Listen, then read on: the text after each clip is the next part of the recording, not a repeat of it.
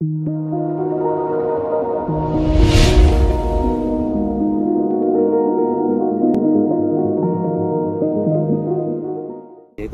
kemungkinan sembuhnya kalau sudah terkena kanker paru, kalau sembuh 100% saya kira sulit ya, karena kanker paru itu adalah kanker yang termasuk paling ganas dan prognosanya lebih buruk kalau dibandingkan dengan kanker-kanker yang lain.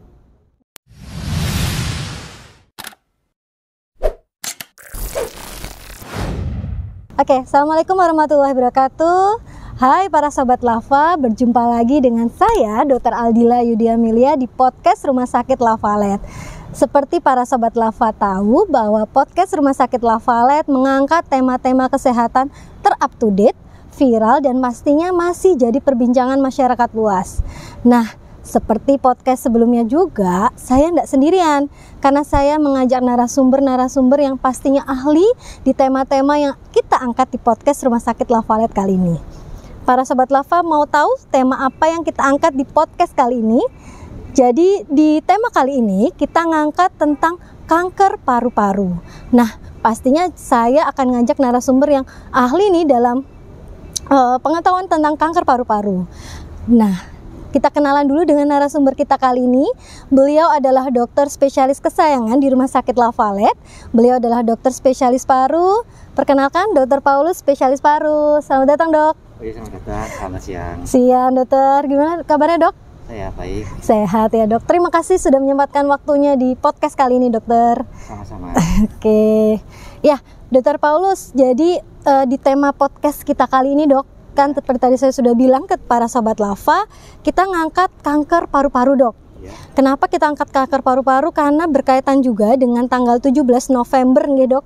Ada Lung Cancer Awareness. Betul ya, Dok ya? Ya, betul. Jadi Hari Kanker Paru Sedunia. Ya. Nah, ada kata-kata awareness ya, Dok ya, bahwa memang di tanggal 17 November ini kita mengajak para Sobat Lava untuk lebih meningkatkan kewaspadaan tentang kanker paru-paru. Betul ya, Dok ya? Ya, betul. Nah, pertanyaan pertama nih, Dok. Oke, jangan tegang, Dok. Jadi gini, para Sobat Lava juga pasti ada yang belum tahu nih kanker paru tuh atau tumor paru tuh seperti apa. Nah, Dr. Paulus mungkin bisa lebih jelas menjelaskan tentang definisi tentang kanker atau tumor paru itu. Jadi begini, Ya, Dok. yang dimaksud kanker paru adalah suatu penyakit kanker atau keganasan yang asalnya dari sel epitel di saluran napas atau sel epitel bronkus. Bronkus. Nah, itu yang disebut sebagai kanker paru primer. Kanker paru primer. Tapi selain itu ada juga kanker paru yang disebut sebagai kanker paru metastase. Itu merupakan kanker keganasan pada paru yang asalnya dari keganasan di tempat lain. Jadi metastase dari tempat lain. Oke, Dok. Tapi mungkin untuk kali ini yang dibatasi saja, yang dimaksud kanker paru adalah kanker paru primer, yaitu paru primer ya, Dok ya. Keganasan yang asalnya dari sel epitel saluran napas. Paru. Nah, ini memang kan kanker paru masih jadi momok yang menakutkan ya, Dok ya. Mungkin para Sobat Lava tahu bahwa masih jadi keganasan pertama bagi pasien laki-laki, mungkin ya, Dok ya. Atau juga pada perempuan juga bisa kita temukan, Dok. Ya, bisa pada laki-laki, bisa pada perempuan. Jadi memang kan kita perlu waspada nih dengan gejala-gejala atau tanda-tanda yang tampak pada pasien kanker paru ya, Dok ya. Nah, Dok, tadi menariknya adalah kanker paru yang tadi Dr. Paulus bilang adalah kanker yang memang terjadi di sel tubuh di organ paru. Nah, ada nggak sih, Dok, pasien-pasien atau orang-orang yang punya faktor resiko tinggi nih untuk terkena kanker paru atau tumor paru ini? Jadi sebagai kewaspadaan kita, gitu, Dokter. Jadi faktor risiko. Betul, faktor risiko kanker paru ya. Siap, Dok. Jadi betul. Faktor risiko yang paling utama adalah rokok. Jadi rokok, siap, rokok. Baik perokok aktif ataupun perokok yang pasif itu. Oke, pasif juga bisa kena ya, Dok ya? Itu risiko terbesar untuk terkena kanker paru. Siap. Tapi selain itu juga ada faktor-faktor risiko yang lain. Dok. Antara lain misalnya polusi udara. Polusi udara. Paparan atau tempat kerja yang mengandung bahan-bahan karsinogenik. Contohnya gimana, Dok? bekerja pada lingkungan yang mengandung asbes atau Oke. tar Ya, atau arsen di itu pabrik-pabrik dia dok ya. ya itu Siap-siap. punya risiko untuk kanker paru. Oke, Demikian juga kadang ada faktor genetik. Jadi Genetik.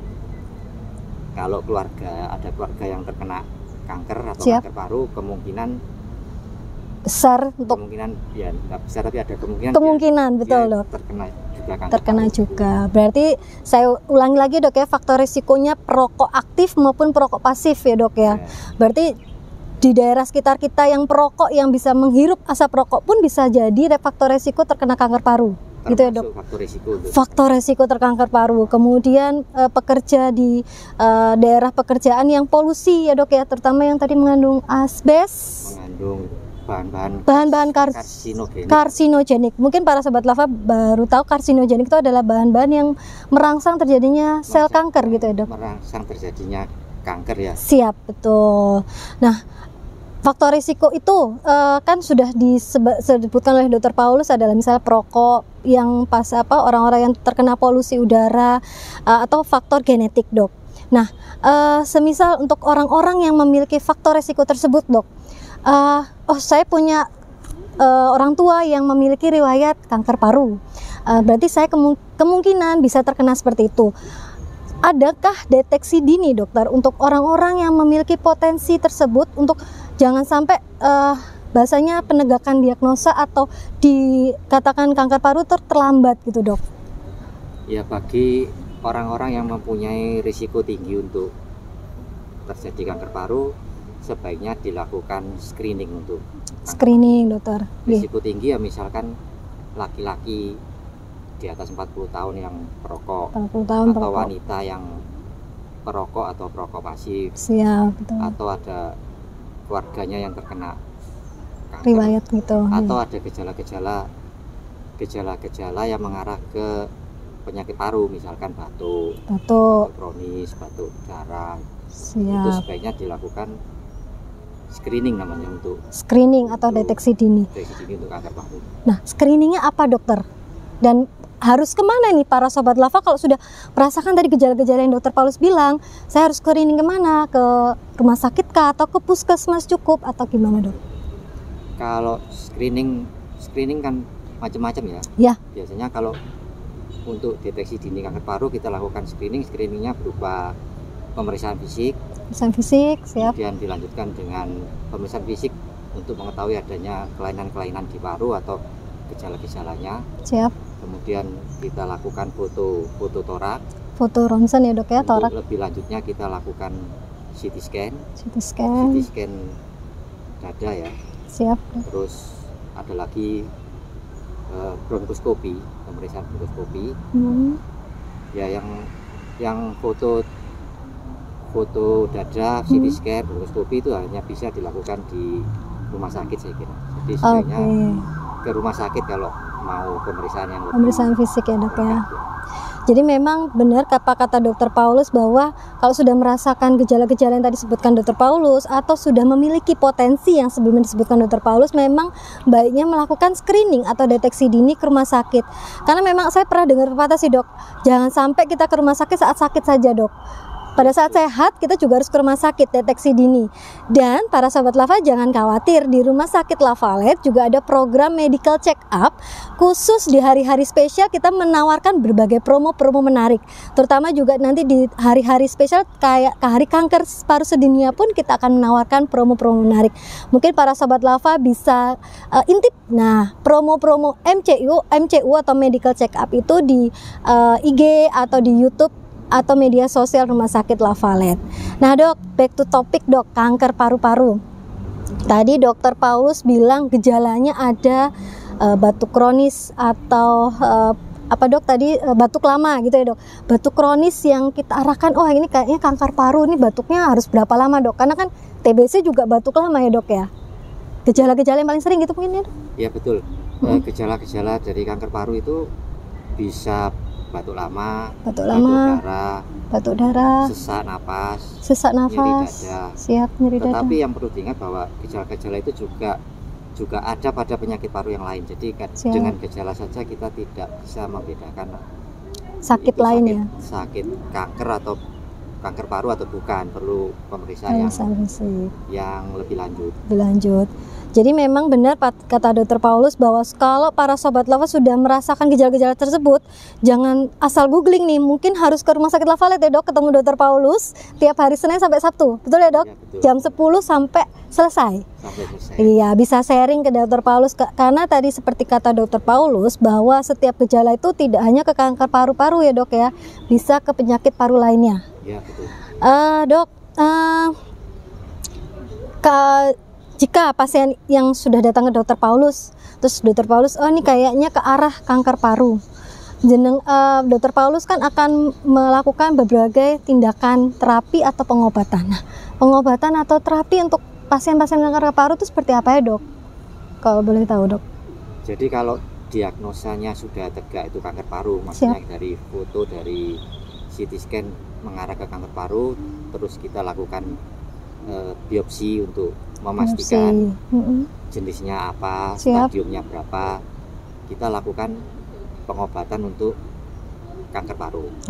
Nah, untuk kanker paru pengobatannya itu ada bermacam-macam, yaitu bedah, kemudian radioterapi, terus kemoterapi dan imunoterapi.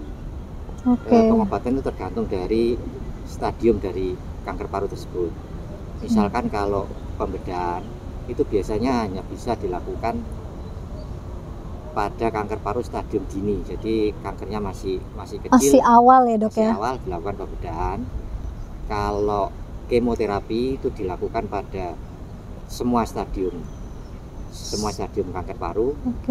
Kalau radioterapi pada keadaan kanker paru, misalnya pada kanker paru yang telah terjadi metastase di otak, dilakukan kemoterapi, atau kanker paru yang menimbulkan gejala-gejala pembengkakan pada wajah, itu berarti ada pembuntuan dari pembuluh darah di dada akibat dari desakan dari kanker paru. Nah, itu dilakukan radioterapi untuk mengecilkan tumornya. Kemudian juga kalau ada nyeri-nyeri di tulang, ada metastase tulang, bisa dilakukan radioterapi. Kemudian juga radioterapi sebagai kombinasi terapi, misalkan untuk mengecilkan tumornya terlebih dahulu, kemudian dibedah, itu bisa. Nah, kalau kemoterapi dilakukan pada semua stadium kanker paru. Ada lagi terapi yang relatif baru, yaitu imunoterapi. Apa itu Dok? Obat juga, jadi seperti kemoterapi, tapi namanya imunoterapi. Kalau kemoterapi dan imunoterapi, obatnya dimasukkan lewat pembuluh darah ya, lewat infus. Oh, siap Dok. Ya, itu kira-kira pengobatan dari kanker paru-paru. Nah, dengan sebegitu banyaknya pengobatan kanker paru-paru, memang baiknya kanker paru-paru itu dideteksi dini ya Dok ya. Kalau tadi dengan pembedahan, kemudian kalau dengan semua stadium ada kemo sama radioterapi gitu ya Dok ya. Nah, seperti para sobat Lava tahu, di Rumah Sakit Lavalet juga merupakan layanan kanker center. Jadi kita di sini juga melayani pasien-pasien kemoterapi, pasien radioterapi, jadi pasien-pasien yang sudah didiagnosa dengan keganasan, terutama juga dengan kasus-kasus kanker paru ya Dok ya. Dok, kalau pasien yang sudah dinyatakan kanker paru, sudah menjalani dengan semua stadium ya Dok ya, kemudian sudah menjalani beberapa pengobatan tersebut, kemungkinan sembuh bagaimana Dokter? Atau apakah sudah pasti tidak sembuh nih, gimana Dok? Ya, itu kemungkinan sembuhnya kalau sudah terkena kanker paru, kalau sembuh 100% saya kira sulit ya, karena kanker paru itu adalah kanker yang termasuk paling ganas dan prognosanya lebih buruk kalau dibandingkan dengan kanker-kanker yang lain. Tapi kalau pengobatannya dini, stadiumnya masih awal, Dok, itu kemungkinan sembuhnya lebih besar dibanding kalau sudah ada gejala. Biasanya kalau sudah ada gejala itu stadiumnya sudah lanjut gitu ya. Jadi artinya memang awareness para sobat Lava benar-benar harus benar-benar ditempa lagi, apalagi dengan mengikuti podcast kita, biar para sobat Lava lebih waspada, lebih awareness terhadap potensi atau faktor resiko ya Dok yang sudah kita sebutkan, bahwa pasien-pasien atau saudara-saudara sobat Lava atau teman bapak ibu yang sudah memiliki faktor resiko ke arah kanker paru, memang baiknya kita sarankan melakukan deteksi dini atau screening atau medical check up, bisa ke rumah sakit Lavalet atau ke rumah sakit yang bisa menyajikan pemeriksaan-pemeriksaan yang disebutkan oleh Dr. Paulus tadi, gitu ya Dok ya. Dok, tadi memang saya dengar Dr. Paulus bilang bahwa kanker paru itu adalah kanker yang paling ganas ya Dok ya? Ya, termasuk paling ganas. Dok, tadi saya lupa bertanya, gejala kanker paru pada pria dan wanita itu sama nggak ya Dok? Gejala sama ya Dok, nggak ada bedanya ya Dok jenis kelamin? Nggak ada bedanya, cuma yang perlu saya tambahkan, siap Dok, sayangnya kalau sudah ada gejala itu biasanya stadiumnya sudah lanjut. Jadi yang stadium dini, stadium 1, stadium awal yang tumornya masih kecil, itu kemungkinan besar tidak ada gejala. Wah. Jadi lewat ya tadi itu yang saya anjurkan untuk di screening lebih awal orang-orang yang punya faktor risiko. Jadi memang benar kata Dr. Paulus bahwa jangan sampai para sobat Lava, orang-orang sekitar sobat Lava sudah merasakan gejala baru periksa ya Dok ya. Memang penting sekali deteksi dini atau screening dari awal untuk orang-orang yang memiliki faktor resiko yang sudah disebutkan oleh Dr. Paulus tadi, yaitu yang perokok aktif, perokok pasif, usia berapa tadi Dok? Terutama usia lebih dari 40. Usia produktif ya Dok ya, mungkin ya Dok ya, 40 tahun. Jadi nggak muda-muda banget. Nggak muda-muda banget, nggak tua-tua banget ya Dok.